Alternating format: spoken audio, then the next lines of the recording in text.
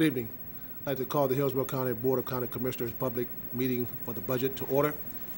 There are two public hearings scheduled for this evening, one on the capital improvement program of the CIP and the second on the fiscal year 2020 millage rates and budget. Because changes to the budget could impact the first year of the 6-year CIP, it's appropriate to conclude the budget public hearing prior to concluding the CIP hearing. I would like to open the CIP public hearing and then entertain a motion to continue that public hearing to the conclusion of the public hearing on the budget. So I have a motion to open and close the CIP. There's a motion by Commissioner Merman, second by Commissioner White, to open and continue the CIP public hearing. See no further discussion. Please record your vote. Motion carried 7-0. Thank you. The purpose of tonight's public hearing on the budget is to take public comment on the millage rates and budget prior to the board adopting millage rates and the budget for the fiscal year 2020. In a moment, the budget director will read into the record the changes to the aggregate fiscal year 2020 millage rate or the aggregate rollback rate, after which he will briefly discuss the status of the budget.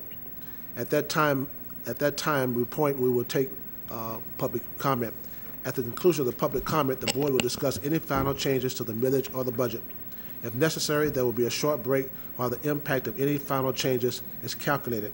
Finally, state law requires certain information to be read into the record prior to the board adopting resolutions on the millage rate and the budget.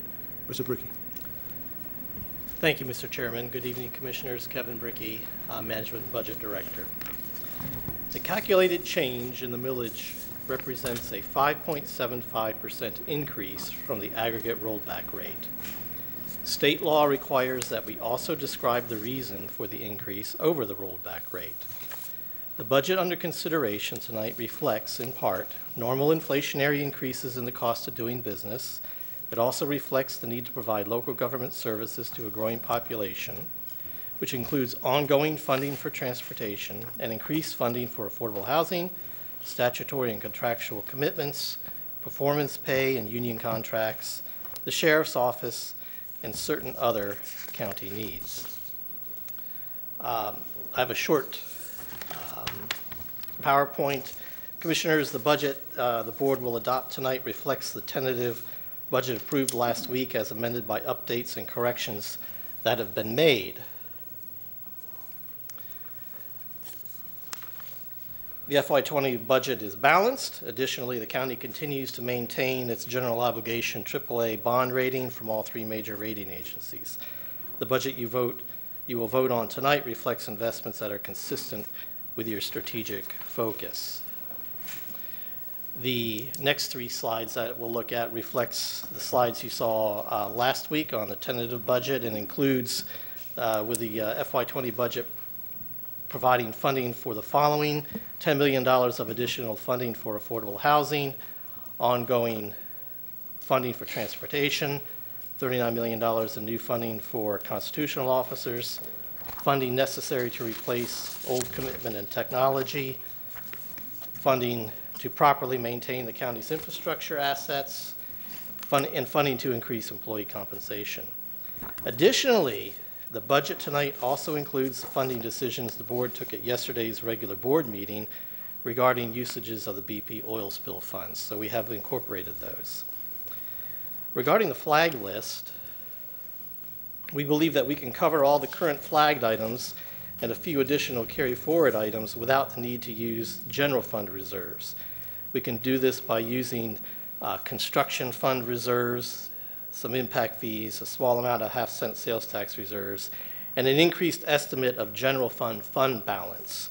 We are comfortable increasing our estimate of general fund balance primarily based on an updated estimate of current year interest revenue. Our interest revenue has performed well. With that introduction, Commissioners and Mr. Chair, I recommend that you accept public comment at this time. Thank you, Mr. Brickey. This is a public hearing on the 2020, fiscal year 2020 county budget. Is there anyone wishing to speak on the budget at this particular point in time? This is a public hearing. Anyone wishing to speak on the budget at this point in time? Again, is there anyone wishing to speak? You better hurry up. This is my third call. I thought it was number 6. I don't have a listing. There's a list? Yes, oh, well, come on. I have a baby at home. I'll be glad to go Okay, number well, one hold so I on. can get home. I didn't know there was a list. Sorry. I was trying to get the list updated.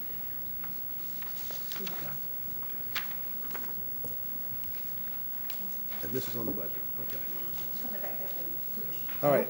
First speaker is Mark Bluto, followed by Jim Chastain. Chastain. Mark Bluto.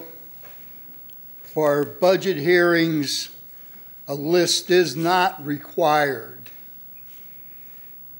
And again, you do this illegally. You're supposed to have a hearing for the... Excuse me. Start the clock. Yeah. Go ahead. millage rate, and then a budget hearing for the budget. I was just at the hearings in Largo on Tuesday night and last week at the Hillsborough County Schools. And they did it as prescribed by law. I'm going to go to the Ethics Commission. It is by law. You are supposed to have 2 hearings. The 2 hearings. That is how it's supposed to happen. Like I say, I was just at 2 of them. One this week, one last week. You aren't exempt. And you taking money, taxpayers' money, it's complete fraud.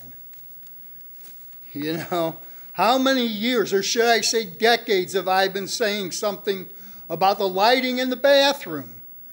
You changed LEDs, but look at the lumens in there. Or for people that don't know what that means, the intensity, you could do an appendectomy in there and have more light than you need. You don't need all those fixtures and bulbs. Now, when you can't get that right, well, you know, it's kind of like the door down here on the north side entrance. You used to have that kind of a door there, and the stupid idiots took that out and put in a door that just let the wind blow in and out. And now the right kind of door is back again. Now, you people don't know what you're doing, so there's that old saying, cause and effect. And the new normal, Category 5s. Dorian and Michael, and then that Harvey that hung over Texas. Well, what's going to happen here? You people just don't get it. You can't grasp science. It's just a doggone shame. The money up in smoke. Again, the Ethics Commission. Jim Chastain.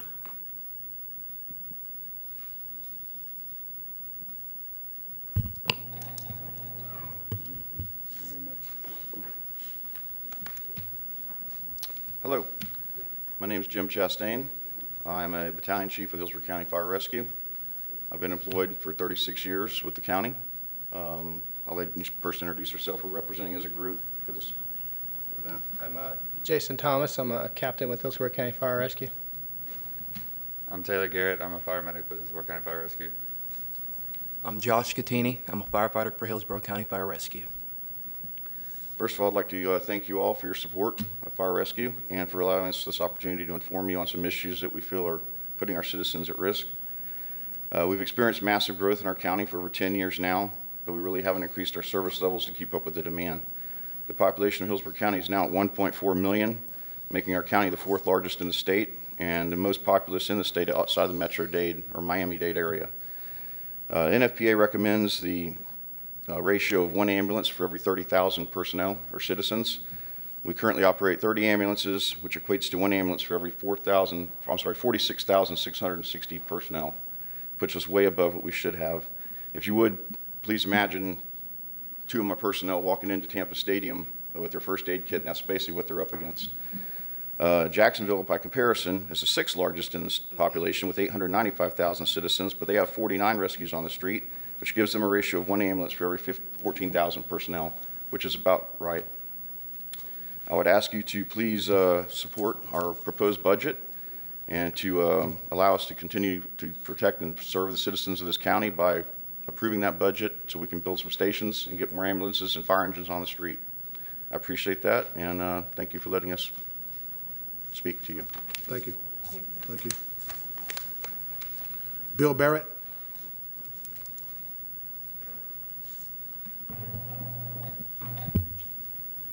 Thank you, Mr. Chairman. Good evening, Commissioners. First, I'd like to start out by saying thank you. You all have, in this budget, increased funding for Parks and Recs so that we can see some of the maintenance backlog issues that's gone on for years being addressed, and we can get our parks improved. So I wanted to first come and thank you for that, because there is new dollars in this. There has been a realization by this commission that those dollars were needed and that our parks were in disrepair and needed to be brought up so they're better for our kids out there. So first of all, I want to say thank you for that, because it's been about 5 years that this is something that myself and others have been working on, and we want to thank you first and foremost. Second, within this budget, I was in the meeting yesterday here. I watch a lot of the meetings online that you have. And there's been a lot of talk by this board about transparency in government, transparency in the budget. And I'd like to bring an issue up to that. Within the Parks and Rec budget, there is a line item for $7 million. And that $7 million is for new turf fields. That does not delineate where they're going, but there is one park, Forest Hills, that it is delineated for. It's a question of why one park gets delineated and the others don't. But it's caused some issues within the leagues. For instance, at Providence West this year, we were on the list during the summer to have the fields resodded. It was taken off the list, we believe, because it was probably being added to the other list that no one knows about yet. But it came to the point where we kept asking, is this field going to be repaired? It's non-playable.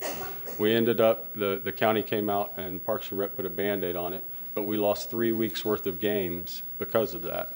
So if we could, and we've been asking for about 3 months now. 2 months ago, we were told the list would be released in 2 weeks with the budget.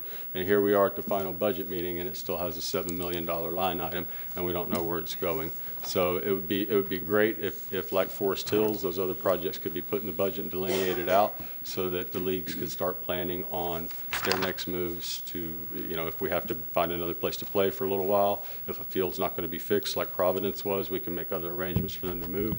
But we've been pretty much kept in the dark the last few months. And when it comes to the transparency the board's been talking about, that was an issue that I wanted to bring to you for your consideration. And once again, thank you for your support of parks. And I hope you guys keep continuing on the support in future years. Thank you. Oh, I'm sorry, Bill Barrett, resident of Carrollwood. Thank you. Mr. Commissioner White, you recognize. Mr. Merrill, when those further delineations are determined, will that come to the board, or will that be strictly staff-driven? I will have to have our Parks Director come down and address that. He's in the building, so Okay. I don't know the answer. Okay. Yeah, I'd like to have that addressed before we make a final decision on the budget. Of course. Next speaker is Ed Cronin. Followed by Travis Horn.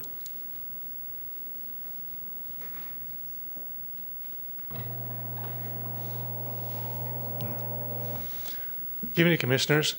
My name is Ed Cronin. I belong to the Hillsborough Organization for Progress and Equality, which you know by the acronym HOPE. Member of Hyde Park United Methodist Church, which is one of the member congregations, and we participate through our Portico campus, which also operates downtown here. And I really want to thank you for the votes to pass this historic ordinance for at least $10 million a year for affordable housing, so that folks who are in the lower income level can find stable housing and really make a transformational difference in their lives. I really want to support the budget that you're considering. And please, whatever you can do, maximize the funding towards the people who are at the very low income and extremely low income levels. By the math, when I've looked at that ordinance, it looks to me like this funding, at least 60 to 65% of it could be dedicated to those funding levels and still fit within the formula that's in the ordinance, within the ordinance, as well as fitting within the caps that are within your SHIP funding, which is another separate set of formula. So just please consider that. These are the folks who really need it. If they don't have it, these are the folks who are in danger of homelessness. Just put it bluntly. I mean, those are the folks that need it. So please, whatever you can do to maximize, like I said, 60 to 65% based on my calculations. Your staff may come up with a different calculation, but whatever you can do to maximize that for folks who are at the very low and extremely low income levels would certainly make a huge difference in their lives, as well as in the long-term viability of the economic stability of this community. Thank you for your support. Travis Horn, followed by Robert Boileau. Good evening, Commissioners. Thank you for an opportunity to speak. It's Travis Horn, 9304 Bianca Court, Riverview. I'm a taxpayer and a homeowner like all of you, and also represent Hillsborough County Firefighters Local 2294. You've seen me before in here advocating for them, and I want to start by saying thank you again to you all for addressing the fire impact fees and getting those closer to where we need to be so that we can adequately fund more stations for our citizens. I think by all reasonable estimates that we've seen, we've heard 30 stations behind. That's quite a few stations. We don't believe that the response times are where they need to be for our citizens to be adequately protected. And I think that's probably evidenced by our firefighters showing up here. They're here tonight of their own volition, not being asked to come, turning out spontaneously, just to, I think, reiterate what we all know is that those times aren't where we need them to be, and because we don't have enough firefighters or enough fire stations. We've got a little more than half of the fire stations in our community have rescue units in them.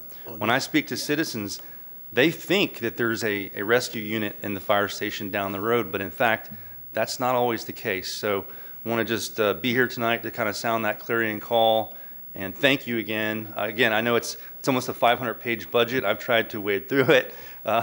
Thanks to staff for putting that together, and I'm sure everyone worked really hard to do it. And I know there are competing interests with transportation and with affordable housing folks as well. So I just think that if we can't protect those homes, we can't protect those individuals, then we're falling short. So thank you all again for considering that. I believe that we're at 2 stations proposed to be built and 1 renovation in the coming fiscal year. I'm not sure where those funds came from, whether any of that was grant money or whether that was from the general fund. That's a question that I did have after trying to get through the budget as a layperson, and certainly not an accountant. Thank you for the provision for equipment and the salaries for our firefighters and our EMS personnel. So I would love to continue the conversation and ensure that our citizens are protected, as I know you would. Thank you. Thank you. Commissioner White, you're recognized.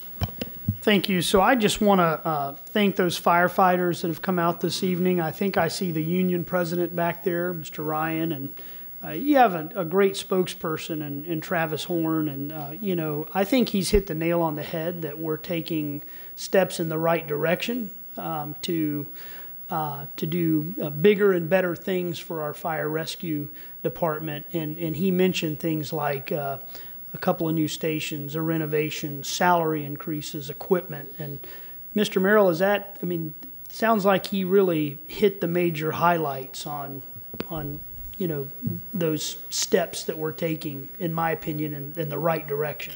Mm-hmm. Yes, absolutely. Excellent. Yeah. Thank you. I mean, we've built a number in the last 3-4 years. We've rebuilt 7 stations, constructed a couple of new stations. We have 3 stations in the proposed budget. We've purchased all new equipment for all the firefighters. I mean, I could go down the list. The budget for fire rescue is has increased $50 million in the last 4 years. Well, I appreciate your hard work on that. I appreciate you incorporating those things into your recommended budget to the board, and I very much believe that that's just the beginning. Yeah, so, it is. Thank you. Commissioner Kemp, you're recognized. Thank you.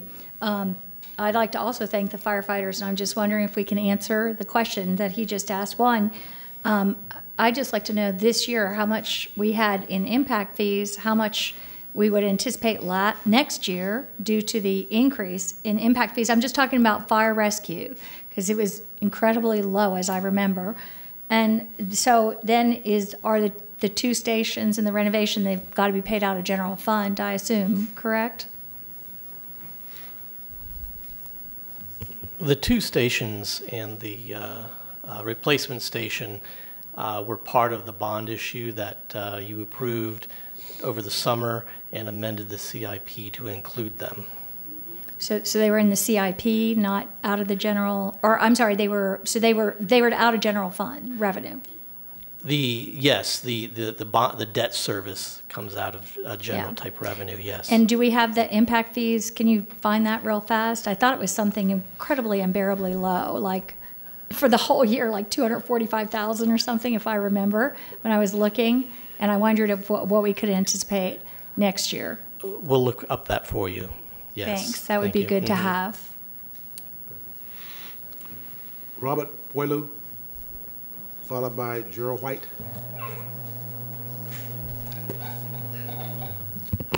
Thank you, Commissioners. Robert Boileau. I want to thank you again for your votes on September 5th, approving the ordinance to establish an affordable housing fund for our county. And I just want to reiterate what my colleague said earlier, that the 30% is a minimum, at least 30% for the low and very low income folks. So there's nothing stopping you from, providing more funds to the lower income people. And just want to urge you to do that as much as you're able. Thank you very much. Thank you. Gerald White. Good evening, Commissioners. Gerald White, Hillsborough County community activist. First, I just, as a resident of District 3, Commissioner Miller's district, the Al Burns Park and Culture Center, that's in the flagged items. I support that, and I would hope the board would fund that.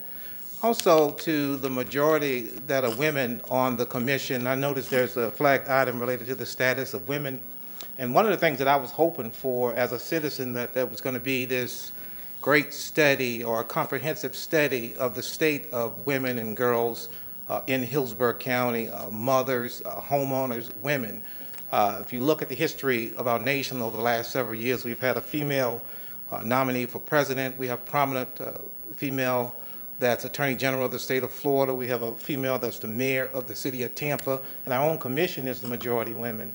And so one of the things that I was hoping for with this majority women commission, this is historic, not new, but historic in current times, majority women of commissioners, that was something that was going to be done to lift up women in Hillsborough County. And I know you guys are doing a lot, but I wanted to see some sort of comprehensive, broad study that pointed to issues and solution to issues related to women in Hillsborough County. And before we lose the majority of women in this county, and I'm sure the men will support that as well, that you guys really do something significant to point out some of the things that women and girls need in Hillsborough County. That's what I'm hoping for. Thank you for your budget. Thank you for what you're doing. Great with the Affordable Housing Initiative. Outstanding work. Of course, we always want lower taxes, but I understand we have great needs, and I hear the county fire department is calling for additional stations. The only other thing I wasn't sure about is Hillsborough County Sheriff Department seeking funding for cameras, and is that something new? I was trying to understand that point. Yes, we're working with them to purchase body cameras. Okay. Well, I support the sheriff in that initiative. I think it'll be great for the citizens of Hillsborough County. Thank you. Mr. Merman, you recognize. Thank you, Mr. Chair. Very quick. Gerald, great idea. And I think, I know I'll let my appointee know. I think actually Commissioner Kemp, your appointee, is actually chair of the commission. So we'll do our best to let them know and see if they can get to work on it. Thank you, Commissioner Merman. Thank you. Okay, is there anyone else who would like to address the board regarding the 2020 fiscal year budget? Anyone else? Going once? Going twice? Gone. Seeing none, It's now appropriate for the board to Mr. Chair, discuss any. Rick Valdez is here to answer the question Okay. on the parks issue. Valdez. Good evening, Commissioners. Rick Valdez, Director of Parks and Recreation. So there's two items. One is the Forest Hills project. The reason why Forest Hills has already been delineated is because that's a separate project. That project is not being funded through the $7 million, a standalone. The synthetic turf and the $7 million, staff has done a full report. We're looking at each location one by one. We're looking at participation numbers, how many fields are currently at the location, and the high growth areas. So we've done all of our homework. Right now we're working with the capital projects team. They've hired a consultant to help us with the procurement process, and that list will be coming out soon. With respect to the league presidents, we wanted to reach out to the league presidents and have a meeting with them first before we just put out a list and said, hey, by the way, we're putting a synthetic turf field here. So that's our next step. If you guys would like to give input on the list, I mean, that's something that we can certainly do. I just need to be given that direction. Commissioner White, you recognize? I'd like for the board to be involved in some fashion, whether it's through briefings or a memo. Doesn't necessarily have to be an action item that comes on the agenda, but you could loop us in. You got it. Okay. Thank you. Thank you, sir. It's now appropriate for the board to move into discussions for any potential millage or other changes to the budget. Anyone else? Anyone? Commissioner Kemp, you recognize. You want to make a motion to approve the budget? Sure, if you want to make a motion. There's a motion by Commissioner Merman, second by Commissioner Kemp, Commissioner Hagan, to approve the budget. Commissioner Kemp, you recognize. Thank you. I just wondered, were you able to get those numbers? Yes, Commissioner Kemp, the fire impact fee in this year is garnering about $250,000. For FY20, we expect it to garner about $1.64 million.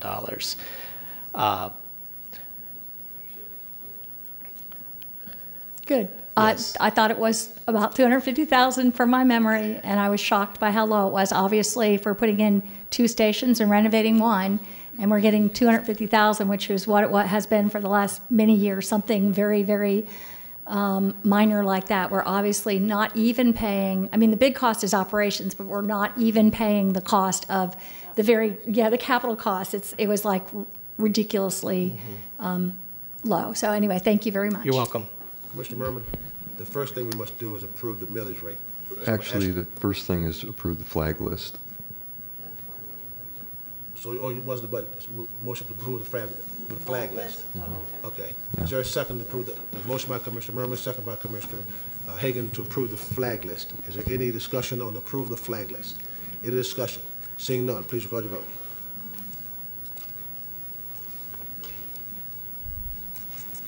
Motion carried 7-0. Okay, before we do that, is there any other discussion on the budget or the millage? Okay, at this point, it's appropriate for Mr. Berecki to read the required information to the record. Thank you, Mr. Chairman. Prior to approving the millage resolution, we need to read into the record certain information. The taxing authority is the Hillsborough County Board of County Commissioners. The aggregate rollback rate is 8.4240 mils. The proposed aggregate millage rate of 8.9088 mils represents a 5.75% increase from the aggregate rollback rate. The millage rates to be adopted for tax year 2019 are county general revenue 5.7309 mils, unincorporated area municipal services taxing unit 4.3745 mils, library services 0.5583 mils, voted general obligation debt for environmentally sensitive lands 0.0604 mils, and voted general obligation debt for unincorporated area parks and recreation 0.0259 mils. Okay. I will now entertain a motion to adopt the millage rate, the millage resolution that's presented by staff. The resolution has been reviewed for legal sufficiency by the county attorney's office. There's a motion by Commissioner Merman, second by Commissioner White to adopt the resolution. See no further discussion, please record your vote.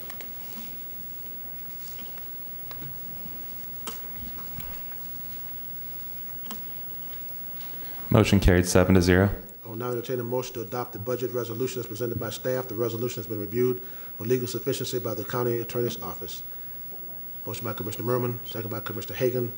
Is there any further discussion? Seeing none, please record your vote.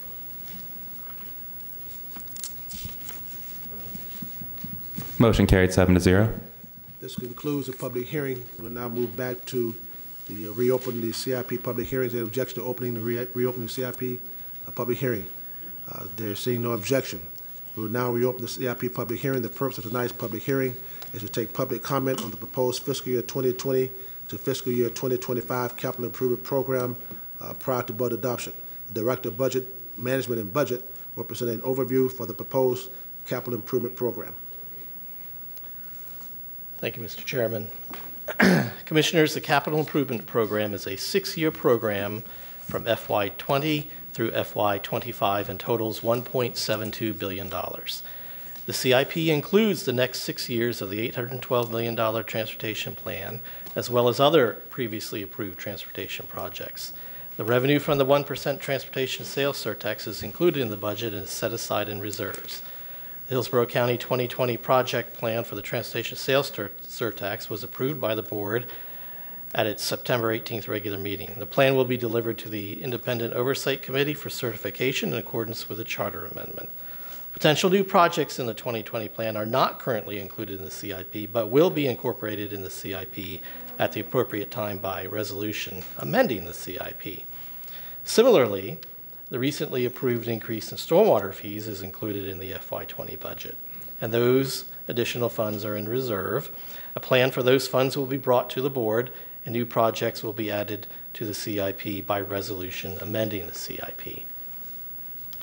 In other areas, FY20 funding is included for 2 new and 1 replacement fire stations, a new South County Adult Day Health Services Center, a new Entrepreneur Collaborative Center, a brand new replacement library, renovation of the Town and Country Library, additional ELAP land acquisitions, synthetic turf fields, and LED lightings. Additionally, we have included the capital items that you decided on with the BP funds yesterday and the flag items that you have just approved. At this time, Mr. Chairman, it would be appropriate for you to take public comment. Thank you. This is a public hearing. Anyone wishing to address this speak on the CIP? Anyone?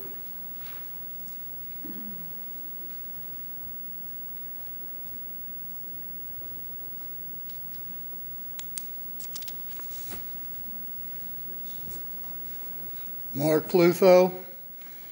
Can anybody spell boondoggle? Library. Start there. Anybody remember that Jan Platt library? Remember what had to happen with that one? The original power line running into that library, it wasn't enough. Needed to bring another power line to the building because it was such a stupid design. Miss Environmentalist didn't see the building with her name would be a good environmental design that wouldn't require a bunch of energy needed. Now, I could go down the list of all the stupid buildings, recent ones like the morgue over there on 46th, I think it is. A monumentally stupid design, belching the carbon.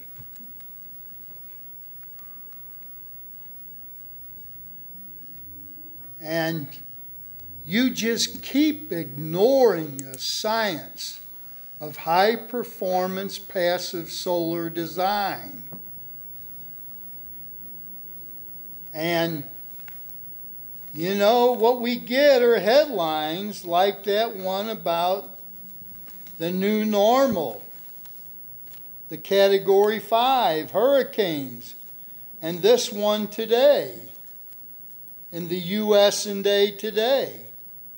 Antarctica's ice melt is accelerating, and it contributes to rising sea levels. 2017, 2,658 gigatons, up from 1,000 gigatons in 1992. Again, cause and effect.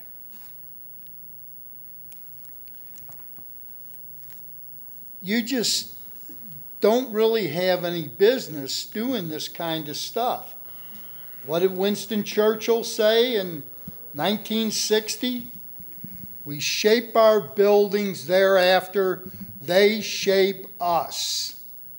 And boy, are you shaping a desolate future. Thank you, sir. Anyone else wishing to address the CIP?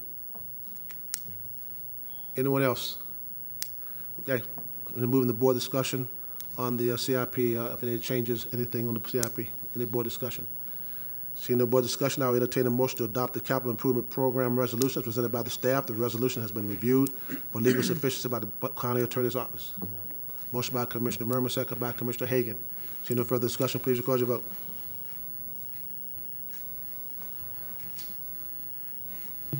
Motion carried 7-0. Is there any further business to come before us tonight? Any further business? Seeing none, we adjourn.